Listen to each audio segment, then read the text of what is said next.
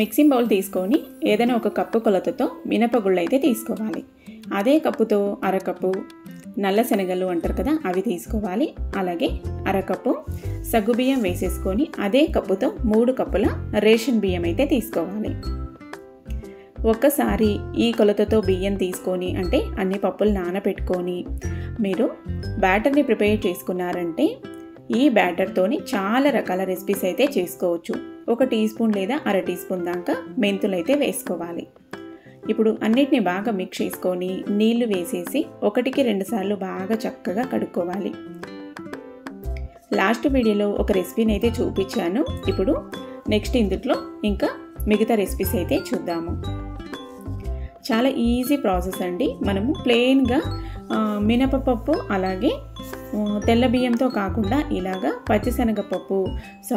శనగలు అలాగే సగ్గుబియ్యం వేసుకొని బ్యాటర్ ప్రిపేర్ చేసుకున్నారంటే రెసిపీస్ బాగా టేస్టీగా కుదురుతాయి. పైగా మనకి కావాల్సిన ప్రోటీన్స్ కూడా దొరుకుతాయి, ఆరోగ్యానికి మంచిది. ఇలా నీళ్లు వేసుకొని బాగా కడుక్కొని మళ్ళీ నీళ్లు వేసేసుకొని నానబెట్టుకోవాలి. ఒక 6-7 గంటలు నానబెట్టుకుంటే శనగలు అనేవి చక్కగా నానుతాయి. చూసారు కదా, ఇలా బాగా నానింటవి. ఒక 6-7 గంటల తర్వాత చూస్తే ఇప్పుడు వీటిని మనము గ్రైండర్ ఉంటే గ్రైండర్లో, లేదు అనుకుంటే మిక్సీ జార్లో అయినా కూడా చాలా మెత్తగా స్మూత్గా మిక్సీ పట్టుకుంటే రెసిపీస్ ఏవే కానీ బాగా సాఫ్ట్గా వస్తాయి, టేస్టీగా కూడా కుదురుతాయి. ఇలా మనం తీసుకున్న మిక్సీ జార్లోకి కావలసిన క్వాంటిటీ అంటే దానికి మిక్సీ పట్టడానికి సరిపోయేలాగా వేసేసుకొని కన్సిస్టెన్సీ చూసుకుంటూ నీళ్లు వేసుకొని మిక్సీ పట్టుకోవాలి. పిండిని మరీ లూజ్గా చేసుకున్నారంటే మనకి నెక్స్ట్ రెసిపీస్ ప్రిపేర్ చేసుకోవడానికి రాదు అన్నట్టు. అందులోనే నేను ఇక్కడ ఒక పిడికెడంతా అన్నంని వేసుకున్నాను. ఉడికించిన అన్నం వేసుకుంటేనే బాగుంటుంది. అన్నం లేదు అంటే ఇంకా ఆప్షనల్గా ఏం చేయలేము. అటుకులను ఒక 10 నిమిషాల ముందు నానబెట్టుకొని వేసుకోవచ్చు. ఇలా బ్యాటర్ మొత్తం మిక్సీ పట్టేసుకోవాలి.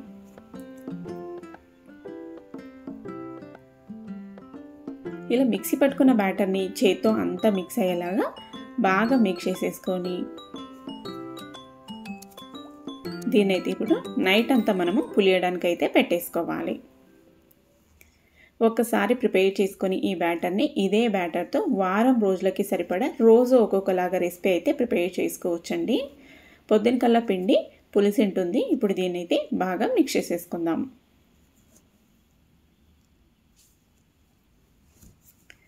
ఇలా బాగా మిక్స్ చేసుకొని మనము దీన్ని కావలసినంత పిండి తీసుకొని మిగతా పిండిని ఫ్రిడ్జ్లో స్టోర్ చేసుకున్నామంటే నెక్స్ట్ డే ఇంకొకలాగా కూడా వేసుకొని తినొచ్చు. పిల్లలు అడిగినప్పుడు పిల్లలకి డిఫరెంట్గా చేసి పెట్టినా కూడా చాలా ఇష్టంగా తింటారు. ఒకే బ్యాటర్తోని చాలా రకాల రెసిపీస్ చేసి పెట్టామంటే పిల్లలు కూడా చాలా బాగా నచ్చుతాయి. ఇలా నేను కావాల్సినంత పిండి తీసుకున్నాను. రుచికి సరిపడా ఉప్పు వేసేసాను. బ్యాటర్ కన్సిస్టెన్సీ అయితే కరెక్ట్గా ఉంది నాకు. ఇప్పుడు అంతా బాగా మిక్స్ చేసేసుకుందాం. చూడండి, ఇలా బాగా మిక్స్ చేసుకున్నామంటే రెడీ అయిపోతుంది. లాస్ట్ వీడియోలో నేను వీటిని ఎలా చేసుకోవాలి ఏంటి అనేసి చూపించాను. ఇందులోనే 2-3 రకాలుగా అయితే చూపించాను అనుకుంటా లాస్ట్ వీడియోలో. ఇప్పుడు ఈ వీడియోలో దోశల్ని చూద్దాము. క్రిస్పీ దోశ, సాఫ్ట్ దోశ, ఇలా రకరకాలుగా ఎలా చేసుకోవాలో చూద్దాము ఈరోజు వీడియోలో. ఇలా ప్యాన్ని నీట్గా క్లీన్ చేసుకున్న తర్వాత గరిటె పిండి వేసుకొని మనకి ఎంత పల్చగా కావాలో అంత పల్చగా స్ప్రెడ్ చేసుకోవచ్చు. చాలా ఈజీగా ఊడొచ్చేస్తుంది. టేస్ట్ కూడా చాలా బాగా ఉంటాయి. ఫ్లేమ్ సిమ్లో ఉండాలి. పెనం అనేది నార్మల్ హీట్లో ఉండాలండి. పైన దోశ పైన నూనె వేసేసుకొని నేను ఇక్కడ పల్లీల మసాలా పొడిని అయితే వేస్తున్నాను. దోశ బ్యాటర్ వేసుకొని దోశ స్ప్రెడ్ చేసుకున్న తర్వాత ఫ్లేమ్ని మీడియం ఫ్లేమ్కి టర్న్ చేసుకోవాలి. ఇలా పొడి వేసేసుకొని పెనాన్ని అడ్జస్ట్ చేసుకుంటూ అన్ని వైపులా మంచిగా ఎర్రగా కాలేలాగా కాల్చుకోవాలి. మనము వేసుకున్న ప్రతి ఒక్క దోశ కూడా క్రిస్పీగా రావాలి అనుకుంటే కనుక నేను ప్రతి ఒక్క దోశల వీడియోలో చెప్తూనే ఉన్నాను. మీకు నెక్స్ట్ దోశ కూడా అంతే క్రిస్పీనెస్గా రావాలి అనుకుంటే దోశ కాలిపోయింది తీసుకుంటాము అనే టైంలో ఫ్లేమ్ అనేది సిమ్లోకి మార్చేయండి. సిమ్లోకి మార్చేసారంటే మీరు దోశని తీసేసుకొని లోపు మీకు కొంచెము ఫ్లేమ్ అనేది కొంచెం నార్మల్ హీట్ వస్తుంది. పెనం అనేది తర్వాత కొంచెం తడిబట్టతో తుడిచేసుకున్నారంటే నార్మల్ హీట్గా ఉంటుంది. అప్పుడు మళ్ళీ దోశ బ్యాటర్ వేసేసుకొని మళ్ళీ స్ప్రెడ్ చేసుకొని మళ్ళీ ఫ్లేమ్ని మీడియం ఫ్లేమ్కి టర్న్ చేసుకున్నారంటే ప్రతి దోశ ఇంకా అలాగే చేసుకుంటే అన్ని దోశలు అలాగే క్రిస్పీగా వస్తాయి. చూసారు కదా, మంచి కలర్తో మనం పంచదార కూడా వేయలేదు. ఎంత బాగా చక్కగా ఎర్రగా కలర్తో వచ్చింది కదా క్రిస్పీగా దోశ.